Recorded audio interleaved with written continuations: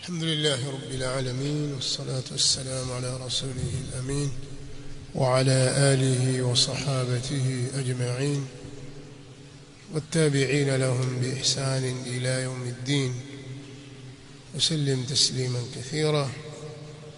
أما بعد،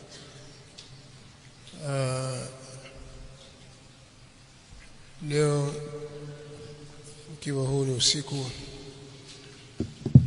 wa tarehe 22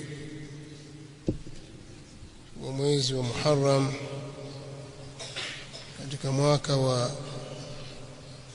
1448 Hijria kwa mujibu wa kalenda ya Kiislamu, ambayo inalingana sawa na usiku wa tarehe 7 mwezi wa 7 mwaka wa 2026. Tunaendelea na majalisi zetu zinazohusiana na historia ya mauaji ya mjukuu wa Mtume Muhammad sallallahu alayhi wa alihi wasallam, ambaye ni Al-Husayn bin Ali bin Abi Talib ibn Abd al-Muttalib ابن هاشم الهاشمي رضي الله عنه وعن أبيه وأمه وأخيه وعن سائر أصحاب رسول الله صلى الله عليه وآله وسلم. mazungumzo yetu yalifikia katika kuzungumzia ahlul bait ni kina nani kwa mujibu wa mafunzo ya Uislamu, matumizi ya lugha ya Kiarabu, matumizi ya Qur'an, matumizi ya sunna za Mtume Muhammad sallallahu alayhi wa alihi wasallam. Tumefahamu katika darasa iliyopita kwamba ahlul bait kinachokusudiwa ni wana familia wa mtu. Kila mtu ana ahli baiti wake, wana familia wake, wakiwemo mke na watoto na ndugu wa karibu kama vile ammi na watoto wa ammi na mfano wa watu kama hao. Hao ndio ahlu baiti wa mtu.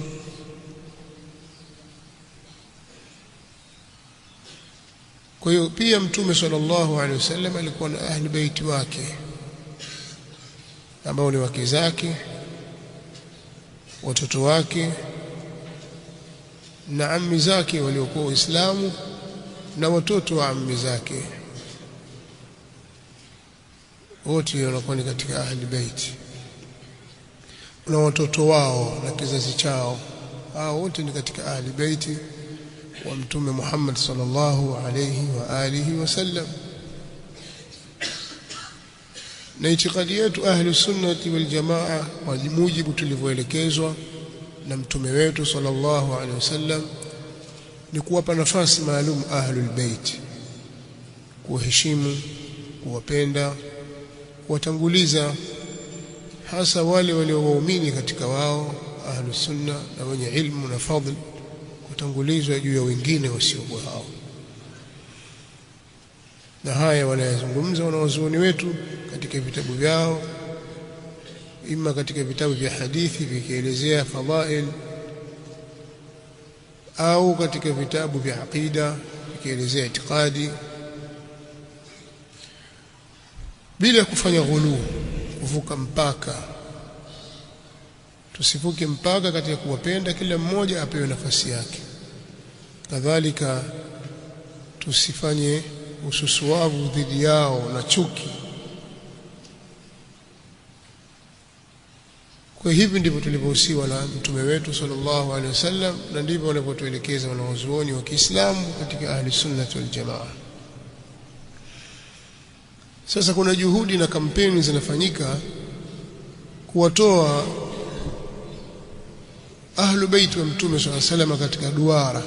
Kuna baadhi ya watu katika ahli bait wanatolewa kwenye duara la ahli bait, kama ammi zake mtume sallallahu alaihi wasallam,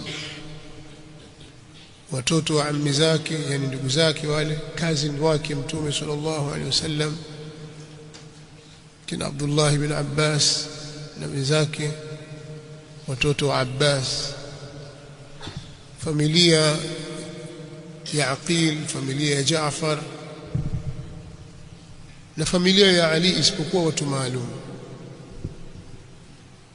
Familia ya Ali ni kubwa, wote ni katika ahlul bait, watoto al-Hasan, watoto al-Hussein na watoto wa ndugu zao, wote ni katika ahlul bait, ambao sisi ni wajibu wetu wote kuwapa nafasi zao na kuwatukuza na kuwaheshimu. Sasa juhudi hizi zimefanyika kwa madai ya aya inayosomwa au sehemu ya aya, innama yuridu Allahu liyudhhiba ankum ar-rijsa ahla al-bayt wa yutahhirakum tathhira. Aya hii ikaelekezwa kwa watu maalum ambao ni maimamu 11 pamoja na Fatima na mtume mwenyewe sallallahu alaihi wasallam, kwamba ni hao tu watu 14. Kwa nini? Sababu tumeziona, si sababu za msingi. Maneno kama leo inshallah tutaeleza, ni maneno hayana uzito wowote kielimu, ni maneno ya kupuuzwa.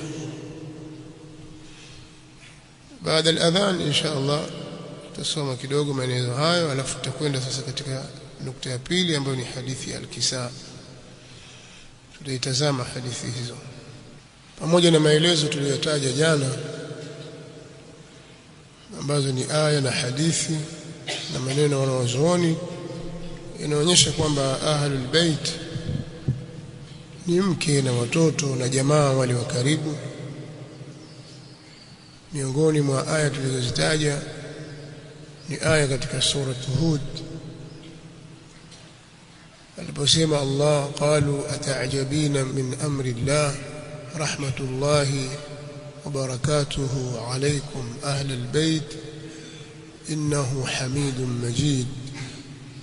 Wakasema malaika, je, mnaistaajabu amri ya Allah, rehma za Allah na baraka zake ziwe juu yenu, enyi watu wa nyumbani kwa Ibrahim, ahla albayt, akiwepo na mkewe.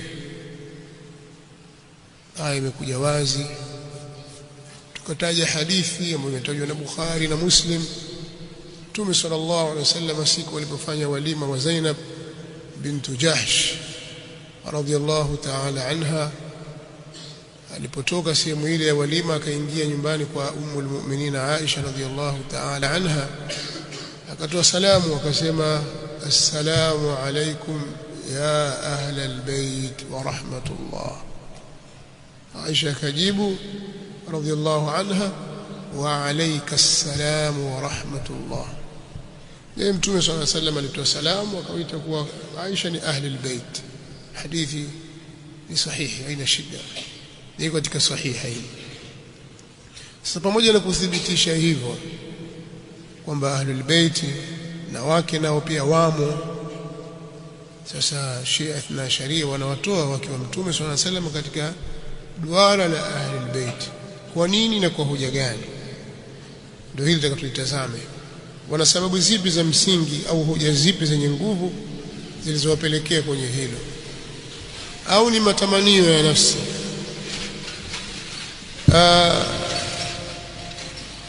Nataka tusome maelezo ya mmoja katika wao, kwa sababu hii bahthi na maelezo haya niliyafanya siku nyingi, niliandika kama risala, nikiandika nadharia ya ukhalifa kutoka ndani ya vitabu vya Shia na Sharia. Niangalia katika kumbukumbu zangu, niliandika mwaka 2009. Miaka mingapi sasa hiyo? 10 na ngapi? 2009 mpaka leo kama miaka 17. Nadharia ya ukhalifa kutoka ndani ya vitabu vya Shia na Sharia. Maudhui nimeitaja huko ndani na nimemnukuu. Sasa katika maneno aliyoleta kama hoja, lakini hakuna hoja ndani yake, ni haya nitakayoyasoma hapa, tumsikilize. Jaafar, mshia mmoja tu Jaafar Subhani ambaye jana nilimtaja, alipoitaja ile aya ya 33 katika sura ya 33 suratul Ahzab akasema maneno yafuatayo katika ukurasa wa 15 wa kitabu chake. Akasema hivi: fal ayatu tushiru ila idhhabi ar-rijsi an ahli baytin khas معهود بين المتكلم والمخاطب وحينئذ يقع الكلام في تعيين هذا البيت المعهود. فما هو هذا البيت؟ هل هو بيت أزواجه أو بيت فاطمة وزوجها والحسن والحسين عليهم السلام؟ لتسوالي أقول أيتهوجة كنجية سؤالي. Jaafar Subhani anasema aya hii inatupa ishara kuwa kuondolewa uchafu ni kwa ahlul baiti maalum wanaofahamika baina ya mzungumzaji na yule anayesemeshwa. Mzungumzaji ni Allah subhanahu wa ta'ala, anayesemeshwa ni Mtume sallallahu alaihi wasallam. Kwa hiyo hapo maneno yatakuwa katika kuainisha nyumba hiyo ni nyumba gani hiyo. Je, ni nyumba ya wakeze au ni nyumba ya Fatima na mumewe na Hassan na Hussein alayhimus salam au vipi? Baada kuhoji swali hilo akasema kama ifuatavyo katika ukurasa wa 15: la sabila ila al-awwal li'annahu lam yakun liazwajihi baytun wahid. Sikizeni kwa makini kabisa na mdhibiti neno hilo. Hoja ya kwanza kabisa aliyoleta baada ya mzunguko mrefu wa falsafa nyingi, sasa anafika kwenye natija katika maneno haya. Anasema la sabila ila al-awwal li'annahu lam yakun liazwajihi baytun wahidun hatta tushira al-lam ilayhi bal taskunu kullu wahidatin fi baytin khas ولو أريد واحدا من بيوتهن لاختصت الآية بواحدة منهم مسمى يعني منهن ومنهم وهذا ما اتفقت الأمة على خلافه. مش وكنكوا maana yake anasema hakuna njia ya kuelekea kwenye maana ya mwanzo. Alipohoji pale hiyo nyumba inayokusudiwa hapo ni nyumba gani, Allah atakuwa taharisheni enyi watu wa nyumba, inma yuridu Allahu liyudhhiba ankum ar-rijsa ahla al-bayt. Hawa watu wa nyumba hii ni nyumba ipi? Nyumba ya wake zake Mtume sallallahu alaihi wasallam au ni nyumba ya Fatima na mumewe na watoto wao al-Hassan wal-Hussein? Asema hili la kwanza lilikuwa ni nyumba ya wake wa Mtume sallallahu alaihi wasallam, hakuna njia ya kuelekea kwenye hilo. La sabila ila al-awwal, hakuna njia kuelekea kwenye maana ya mwanzo. Kwa nini? Kwa sababu wakezi hawakuwa na nyumba moja mpaka kukawa na uwezekano wa lamu kutoa ishara kwenye nyumba hiyo, kwa sababu ile lamu pale inma yuridu Allahu liyudhhiba ankum ar-rijsa ahla al-bayt lam yahdi, inapeleka kwenye nyumba maalum. Kwa mpaka kuwe kuna uwezekano wa kuwa hiyo lamu yaweza kutoa ishara kwenye nyumba hiyo, bali kila mmoja alikuwa akiishi kwenye nyumba yake. Na lao ingekusudiwa nyumba moja kati ya nyumba zao, au ingemhusisha mmoja wao kwenye nyumba hizo, ingekuwa ni mke mmoja tu. Na hili ni jambo ambalo umma wameafikiana kuwa kinyume chake. Msikia hoja hiyo ya kwanza ihibitini. Akaendelea kusema وبذلك يسقط القول بأن المراد منه أزواج النبي صلى الله عليه وآله وسلم لأنه لم تكن تلك الوشائج الخاصة باتفاق المسلمين بينهم وأقصى ما عندهم أنهن كن مسلمات مؤمنات. أسمعنا بسبب hiyo tuliotaja inaanguka kauli ya kwamba makusudio yake ni wake wa Mtume sallallahu alaihi wasallam. Iliposema ahlul bait kuwa ni wake wa Mtume sallallahu alaihi wasallam, makusudio hayo yanaanguka. Kwa sababu hiyo inaanguka kauli ya kwamba makusudio yake ni wake wa Mtume sallallahu alaihi wasallam, kwa sababu ya pili lazima kila unaposoma uangalie vipengele na sababu na natija ile inakwenda pale. Kataja sababu na hapa kataja sababu nyingine, kwa sababu hakukuwa na mafungamano maalum yale khasa, mafungamano maalum yale khasa ya ndani baina yao na Mtume sallallahu alaihi wasallam, kwa maafikiano ya Waislamu wote. Kubwa zaidi ni kuwa wao walikuwa ni Waislamu waumini tu,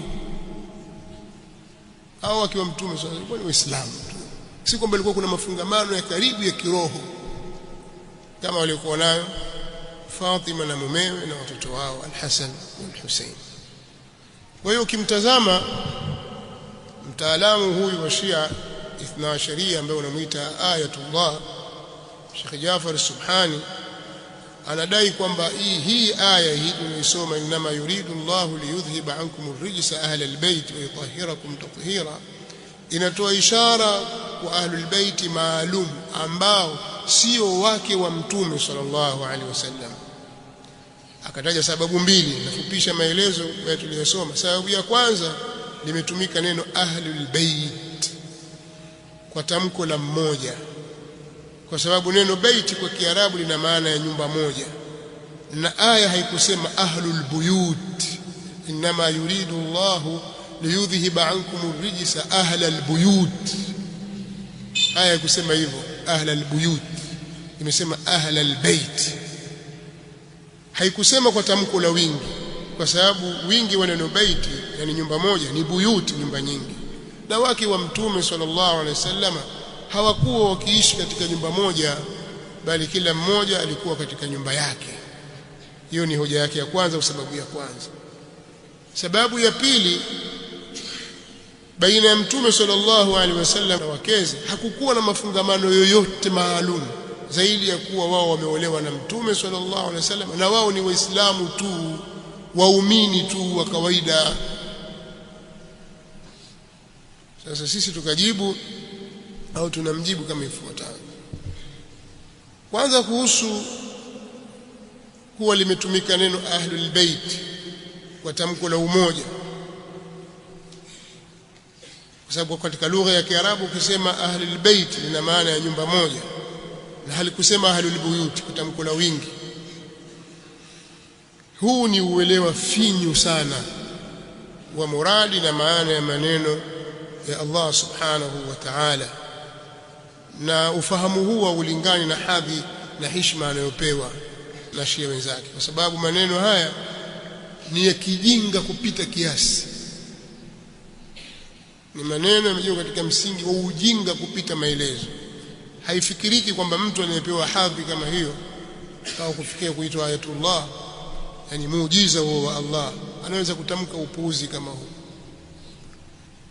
Lakini siku zote mtu anapokuwa anaitetea batil na anapingana na haki, hawezi kuleta kitu cha maana. Siku zote ataleta maneno ya kipuuzi ambayo hayana mashiko yoyote. Hatutukani, lakini ndio uhalisia ulivyo. Kwa sababu bwana huyu yeye hakufahamu kwamba yeye na wanaomtegemea kwamba neno ahlul bait hapa lilikusudiwa bait kwa maana ya jengo, kwa maana ya nyumba. Hili ni neno lote latumika kwa ahlul bait, lakini halimaanishi kwamba ni jengo. Wewe hata kama ikiwa wakaa chini ya mti na familia yako, ile familia yako inaitwa ahlul bait. Nyumba iko wapi? Hamna, ni mti, uko chini ya mti. Au mwaishi kwenye hema, au pengine wenyewe mwaishi kwenye gari, mnalala humo humo, kila kitu humo humo, lakini ndipo mnapojihifadhi hapo. Ile familia yako itaitwa wale ni ahlu baitik. Kadhalika wewe kama una wake wawili au una wake watatu au wake wanne, sitakuuliza aina ahlu baitik, wako wapi watu wa nyumbani kwako? Tunakusudia familia yako, hata kama mmoja akaa mashariki, mwingine magharibi, mwingine kusini, mwingine kaskazini, hata kama wakaa nchi tofauti, bado ataitwa ahlu baitika. Umefahamu? Kwa sababu kinachokusudiwa hapo sio jengo. Baiti hapa ahlul baiti haikusudii baiti jengo, kiasi ambacho sasa kwamba kama tunakusudia majengo, kama wewe sasa una wake zaidi ya mmoja na kila mmoja iko kwake, basi tukikuuliza aina ahlu buyutika, hakuna kitu hicho katika lugha ya Kiarabu, wala hutamsikia Mwarabu akizungumza maneno haya. Tumeelewana? Kwa hiyo ndio maana nikasema haya ni maneno ya kijinga, kwa sababu lazima ujue matumizi ya lugha ya Kiarabu, lugha ya Qur'an. Ninapoeleza kuhusu ahlul bait maana yake nini, na mtaona mgongano ulioko katika maelezo haya ninayotaja. Kwa hiyo sisi hatujali, haijalishi kwamba wewe una mathalan wake wanne, watoto 30, wajukuu 40, kila mmoja akaa kwake, wote hao ni ahlul bait. Haijalishi, kwa sababu kinachokusudiwa hapo sio jengo kwa maana baiti nyumba, bali inakusudiwa familia yako. Umefahamu eh?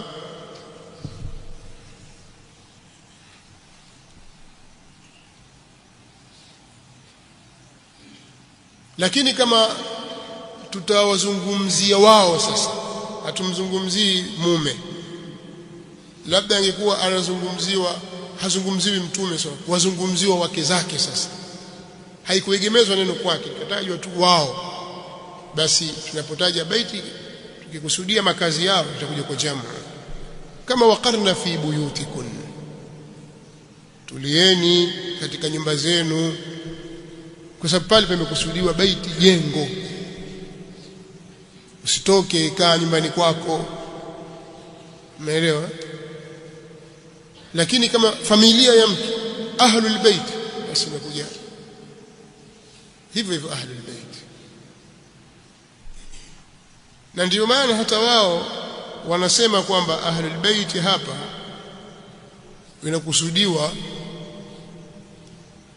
Mtume sallallahu alaihi wasallam, Fatima na Ali na watoto wao. Swali, nyote mwajua majibu yake. Je, Mtume sallallahu alaihi wasallam na Fatima walikuwa wakikaa nyumba moja au kila mmoja na nyumba yake? Swali rahisi tu. Ilikuwa nyumba mbili tofauti. Kwa ilikuwa isemwe inma yuridu Allah, kwa akili ya huyu sasa, kwa akili ya huyu mshia anaweza, inma yuridu Allah liyudhhiba ankum ar-rijsa ahla al-baytain. Nyumba mbili si majengo. Mnaelewa ninachokisema? Tujalie yeye kama ali pamoja tu, labda akamsikitini, tujalie hivyo kwamba kuna nyumba ya Mtume swalla peke yake ambayo hiyo haiwahusu wake zake, alafu na Ali bin Abi Talib naye ana nyumba yake na mke wake. Tayari nyumba mbili hizo, ala al-aqal ni nyumba mbili.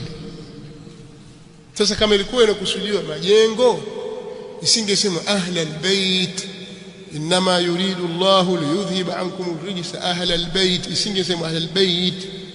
Siwakimbia kule kwa sababu wakiwa Mtume alikuwa na nyumba nyingi, kwa ingesema ahla al-buyut kwa akili ya Kishia, ahla al-buyut, na basi ingesema ahla al-baitain.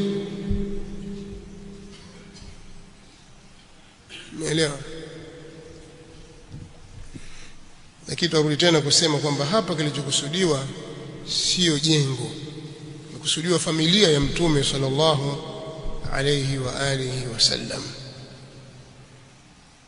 Kwa hiyo tukikubaliana kwamba maana ya neno ahlul bait iliyotumika hapa na iliyokusudiwa sio jengo wala makazi, lakini makusudio yake ni familia, basi wafahamu kuwa hakuna mantiki yoyote ya kulazimisha kuwa lazima wanapotajwa wake wa Mtume sallallahu alaihi wasallam aitamkwe ahlul buyut kwa wingi kama anavyotaka mshia Jaafar Subhani, bali maana ilikusudiwa ni wanafamilia wa Mtume sallallahu alaihi wasallam.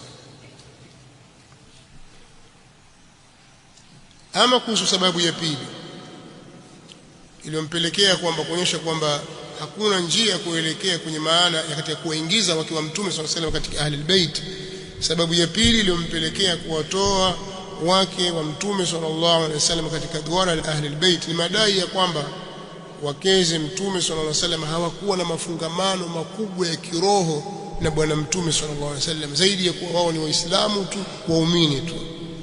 Haya madai ni batili kwa mara 1000 na zaidi, kwa sababu ukizisoma aya mbalimbali za Qur'an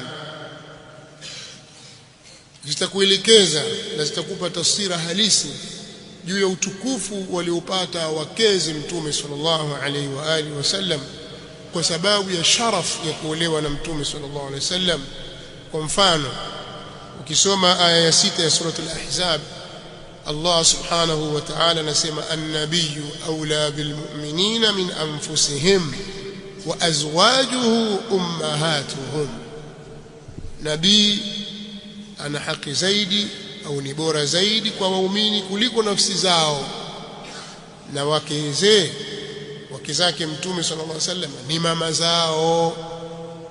Hawa wakiwa mtume sallallahu alaihi wasallam sisi ni mama zetu, na ndio maana waislamu wakapigwa marufuku kwamba mtume sallallahu alaihi wasallam akifa ni haramu kuwaoa wake zake milele, haifai. Wale ni mama wa waumini wa waislamu wote, mama zetu katika dini. Sasa utukufu huo na heshima hiyo wameipata kwa sababu gani kama sio mafungamano yao na mtume sallallahu alaihi wasallam? Na hii ni heshima ya kipekee isiyo na mfano. Kwa hiyo kama ingekuwa hawana mafungamano ya kiroho na mtume sallallahu alaihi wasallam, heshima hiyo wameipata wapi? Lakini wamepewa na Allah subhanahu wa ta'ala, bali kuonyesha kwamba wao wana mafungamano makubwa na mtume sallallahu alaihi wasallam yaliyowapa sharafu, mafungamano ya kiroho. Wametoka kwenye nyumba zao, wamewacha ndugu zao. Zainab bint Jahsh ana dada zake kina Hamna bint Jahsh, Aisha bint Abi Bakr as-Siddiq ana dada zake, dada yake Asma bint Abi Bakr as-Siddiq, na wengine wana familia zao. Lakini hawa wamepewa sharafu na utukufu ambao dada zao hawakupata utukufu huo kabisa. Nini? Kwa sababu ya mafungamano ya kuwa wao ni wake wa mtume sallallahu alaihi wasallam, si kama waumini wa kawaida. Na hili Qur'ani ndivyo linavyotuambia. Qur'ani inatuambia namna, na hii ni itikadi kwamba wake wa mtume sallallahu alaihi wasallam hawalingani na mtu mwingine yoyote katika umma huu. Anasema Allah subhanahu wa ta'ala, ومن يقنت منكن لله ورسوله وتعمل صالحا نؤتها أجرها مرتين وأعتدنا لها رزقا كريما. yoyote miongoni mwenu atakayemtii Allah na mtume wake na akatenda amali njema, huyo atapata ujira wake mara 2, na tutamwandalia vifa na riziki iliyo ya heshima ya utukufu. Aya 31 ya sura al-Ahzab. Kwa nini wapate ujira mara 2? Kama tulivyoeleza jana, ibada hiyo moja utakayoifanya wewe na yeye aliyoifanya yeye atalipwa mara 2 yako. Kwa nini? Kwa sababu mke wa mtume sallallahu alaihi wasallam. Kama ni kuswali, kama ni kufunga, kama ni kutoa sadaka, kama ibada yoyote ile, wao watapata ujira mara 2 kwa nasi Qur'an, aya 31 ya sura al-Ahzab. Bali Qur'ani imekata kabisa mzozo. Ya nisaa an-nabiy lastunna ka ahadin minan nisa, enyi wake wa nabii, nyinyi si kama yoyote katika wanawake. Nyinyi mko tofauti kabisa. Hadhi yenu na heshima yenu na nafasi yenu ni nafasi kubwa, hailingani na mtu yote. Nyinyi ni wawakilishi wa kufikisha risala ya mtume sallallahu alaihi wasallam kwa yale mtakayoyaona ndani, mahali ambapo wanaume hawawezi kufika. Nyinyi mpo huko na mtume sallallahu alaihi wasallam. Kuna mafunzo mengi waislamu watakiwa kuyajua, nyinyi ndio mtayajua. Qur'ani ikawapa nafasi ya kufikisha, wadhkurna ma yutla fi buyutikun min ayati llahi wal hikma, yatajeni yale ambayo yanasomwa katika nyumba zenu katika aya za Allah subhanahu wa ta'ala na katika sunna. wakati mwingine aya zinateremka mtume sallallahu alaihi wasallam yuko na wakeze ndani huko chumbani, kuna hali fulani wanaiona watu wa nje hawaioni, kwa wale wanakuja kuisimulia mtume sallallahu alaihi wasallam alikuwa hivi, mtume sallallahu alaihi wasallam ilitokea hivi, ilikuwa hivi na hivi. Wale ni watu wamechaguliwa na Allah subhanahu wa ta'ala. Mtume sallallahu alaihi wasallam alikuwa hafanyi kwa kukurupuka. Kwa hiyo hata anapooa pia ataambiwa muoe huyu, huyu pia muoe, na huyu muoe. Ndoa ngumu kabisa kwa mtume sallallahu alaihi wasallam ajitokeza kwake ni kumuoa Zainab. Akaambiwa muoe Zainab. Zainab tena ni muoe bintu Jahsh. Huyu alioliona kijana wangu hapa Zaid ibn Haritha alimoa Zainab binti Jahsh. Falamma qada Zaid minha watara zawajnakaha. Zaid alipokidhi haja yake ya kumtaliki Zainab, sisi tumekuozesha wewe. Ndoa imefungwa mbinguni, hakuna wali pale kwamba wewe, Allah ndiye anasema tayari nimeshakuozesha mke wako. Qur'an. Kwa hiyo mtume sallallahu alaihi wasallam anapoashiriwa kwamba muoe huyu anapata maelekezo kutoka kwa Allah subhanahu wa ta'ala, akamchagulia wanawake, mwisho akamwambia tosha, huruhusi tena kuoa. Umeelewa? Kwa hiyo ni mafungamano ya kiroho ya karibu kabisa ambayo Allah subhanahu wa ta'ala ameyatawalia hayo.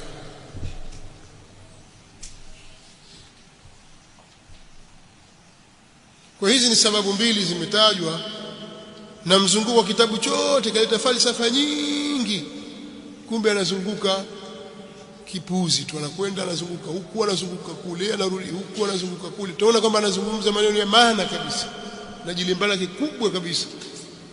Tunaona kwamba elimu yote imejaa kwenye kilemba, kumbe hamna kitu. Almuammamun ayatullah katika jambo gani? Katika upuzi. Kwa hiyo alikuwa anataka kuwatoa wake wa mtume sallallahu alaihi wasallam. Sasa kuna mwingine huyu Abdullah Nasir katika kitabu chake Suratul Ahzab tafsiri na maelezo ukurasa wa 48. Hapo ndo tunakuja sasa katika masuala ya hadithi ya al-Kisa.